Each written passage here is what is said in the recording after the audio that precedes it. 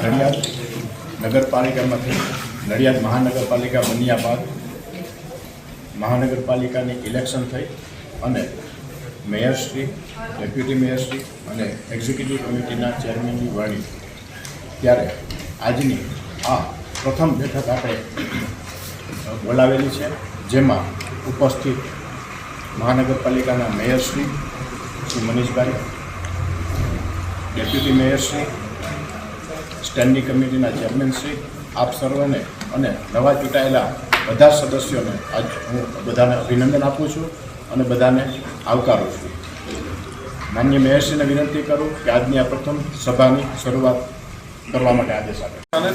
પ્રથમ આપણે નગરપાલિકાના પૂર્વ પ્રમુખ શ્રી કુમારભાઈ મેઘરાજ ઢીલાણીના 1926ના રોજ ધામમાં ગયેલ છે, તો આપણે સૌ સભ્યો એની માટે 2 મિનિટ મૌન પાડીશું અને દરખાસ્ત કરનાર જ્યોતિબેન સૂર્યકાંતભાઈ તરપરા અને ટેકો આપનાર ધ્રુવ ભરતભાઈ બારો.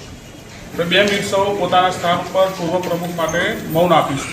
સંશોધિત મંગળવારના રોજ આજે મહાનગરપાલિકા પ્રથમ ખંડે રાખેલ છે, જેમાં નીચેના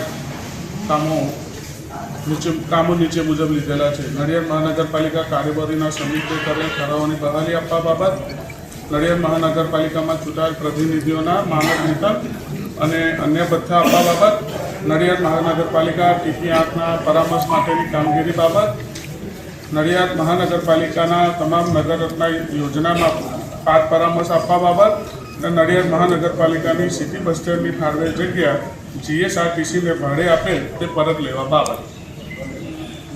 My school is one such future-ready school where I understand each and every concept taught in the class and don't rote learn, where teachers don't just use books and blackboard to teach but use new ways of teaching and learning like audiovisual learning, activity-based learning and group activities, which enhances my conceptual understanding. My school also teaches coding, which is an important 21st century skill. Not just that, I get an opportunity to showcase my skill on a national platform. And with all this, I acquire important skills that make me future ready and confident. Would you also like to know where is my future ready school? Visit now and see for yourself.